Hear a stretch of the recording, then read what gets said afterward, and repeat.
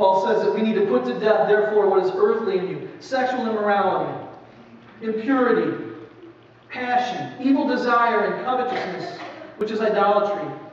On account of these, the wrath of God is coming. In these you too once walked when you were living in them, but now you must put away anger, wrath, malice, slander, obscene talk from your mouth. Do not lie to one another, seeing that you have put off the old self with its practices. Paul is saying, Christians, you need to stop doing these things. You know, we look at that list again. Wow, man, there are some really, really bad things up at the top. And man, I'm only in 7th grade. Well, guess what? You struggle with these things. And it's going to get harder and harder as you get older. The whole world is focused on getting you to do these things. And God says, stop. Stop doing those things. You know, we know as Christians, we're supposed to stop doing those things. You know, a Christian is a lot like a guy or a girl, I'll use a guy because I'm a guy, who just gets their driver's license. Now, I grew up in Chicago. In Chicago, I could get my learner's permit at 15. At 16, they were dumb enough to give me a license. Yeah, I know, it's crazy. The first car, now my dad was a Baptist pastor of a small church in the suburbs, south side of Chicago. And my dad and I had this great idea. My other brothers were gone. It was just me and my mom and my dad. Somehow, I convinced my dad to buy this BMW. Now, it was a 1976 BMW. I won't tell you what year it was, but it wasn't the 70s or the 80s. Okay? It was like 89. I'm not that old. I'm going to take that sucker away from you. All right. 1989. My dad and I, we buy this 1976 BMW. Sounds like a 1942 Volkswagen Bug. Okay? The engine blew up twice. Once while we were moving from one house to another, which is really embarrassing. But I remember when I first got my driver's license, and I was driving, my dad had an 84 Taurus. I had an 84 Taurus. I'm learning to drive, and what happens? I come up to a stop sign. Oh, stop sign. It's still 400 feet away, but I'm going to slow down. Because I just got my license. Okay, I'm 200 feet away. I'm going slow now. It hit the brake. Ready? 200 feet. Okay, I'm 100 feet away. Ready? All right. 10. 8. I grew up public school. 4. 7. 2. Sorry, Dad. And I stop at that stop sign. What happens? I'm at this stop sign, right? We stop at stop signs. Well, I used to. I look both ways because that's what the DMV says, right? I have to come to a complete stop and make sure I will not impede up. Yeah. I stop at that stop sign. I look. I think there's a car coming. Dad, I think there's a car coming. I'm going to stop. Oh, I've already stopped. Did I mention I had older brothers? Shut up! I stopped! There's a car coming! 40 minutes later. It's a good thing I stopped. You guys could have been killed. Alright, I'm going to go. Whoa! Yeah, that's how it starts out, isn't it? And then eventually what happens? You get to be 17 or 18, and the windows crank down, you get a little tune on the radio. It's the 80s. Ice, ice, baby.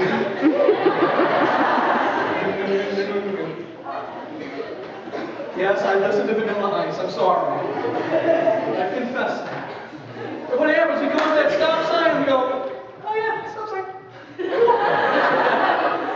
The only thing we're hoping there's not this black squad car sitting there in the corner, right, with a little cherry on top going, woo!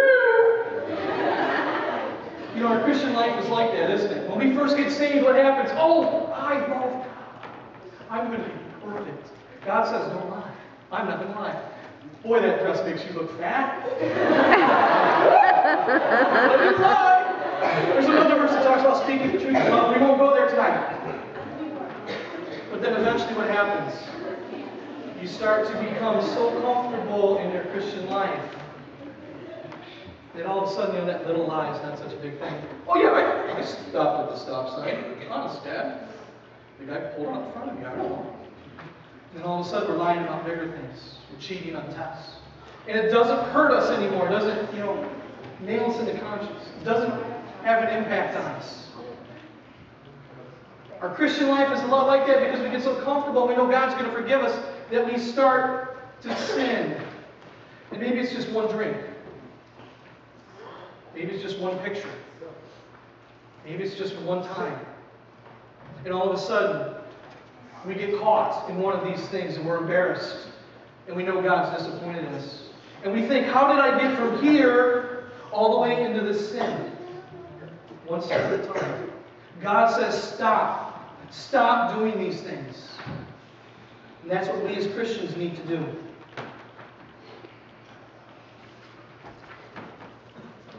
The next sign that I want to talk about is a yield sign.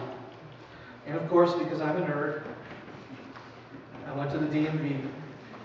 The yield sign, this is easier to keep with, right? The yield sign says, prepare to stop and yield the right of way to vehicles and pedestrians in or approaching the intersection. Amen. Prepare to stop and yield. We struggle with stopping certain things in our life, but we struggle even more with yielding to God, don't we, guys? We struggle. We always want it to be our agenda. We want it to be our schedule. I want to do it my way. I throw a lot of temper tantrums to God. We need to yield. Go back into Colossians chapter 3. Let's go to verse 12. God says that we need to yield our lives to Him, and by doing that, we put on. Put on then, as God's chosen ones, holy and beloved, compassionate hearts, kindness, humility, meekness, and patience, bearing with one another. And if one has a complaint against another, forgiving each other, as the Lord has forgiven you, so you must also forgive. And above all these, put on love, which binds everything together in perfect harmony. These are the things that we are supposed to yield our life to God, and when we do, these kind of characteristics become part of us. Now, let's be honest. If you have any brothers or sisters, this list is like impossible. I had two older brothers, and I think for most of my life they hated me. I mean, they loved me because I was there to be beaten up, and picked on. But it's only been in the last 5 years that I've actually gotten a relationship with my brothers. I was not going to show kindness to them. In fact, the day I finally decked my oldest brother in the nose after I'd been tired of picking on me, my mom came over and said, "Finally!" Now, I'm not condoning that type of behavior. Okay? It's hard to show kindness to some people. No offense to any of you, but some of you people are really hard to love. Some of you, and I know some of you, way too much. And you're hard to like. But God says we need to love each other. We need to put these things on, these characteristics. But every time we start to give God our life and we yield to Him, something comes up. I love skits, especially funny skits. I've got a skit you've probably seen this. I've got a quick skit that we're going to watch. And we'll talk a little bit about yielding. And I hope it's going to work. Jesus, I have decided to give you this. Really? Yeah. You know whoever sits here makes all the decisions, right? I know, and I'm always making decisions, but you make the perfect decisions. So you just sit right down and start making them. Wow, I'm honored. I mean, this feels great. Kathleen, guess what? I just got my new credit card. It's time to go shopping. Oh, really? I thought your husband and you were going to pay off debt. Oh, yeah. I mean, money's kind of tight, but I figured he doesn't have to know about it. So do you want to go with me? No. No? Why? What I mean is, I don't know. So let me check my schedule, and then I'll get back to you. Okay, yeah, give me a call. Okay. Kat, what's going on? What do you mean? Well, I'm kind of one cheek in here. Look, I just want to make sure we're on the same page. you wanted me to sit here, right? Well, of course. And whoever sits here makes all the decisions? Right. So what's the problem? There's not a problem. I don't know what I was thinking. Really, please, here, sit down. As long as you're sure. I'm sure. Okay, so let's start over. Okay. All right. Kat, I noticed that you've been losing your temper a lot lately. Right. So- Okay, Jesus, you know what? I know what you're going to say, but see, you don't know the whole situation, you know? Well, all I'm saying is that your attitude is a decision. Yes, of course, but I have a lot going on right now. Well, I know you're under a lot of pressure. Pressure, Jesus, you don't understand pressure, okay? It isn't working, Kat. What? We can't both sit on the seat.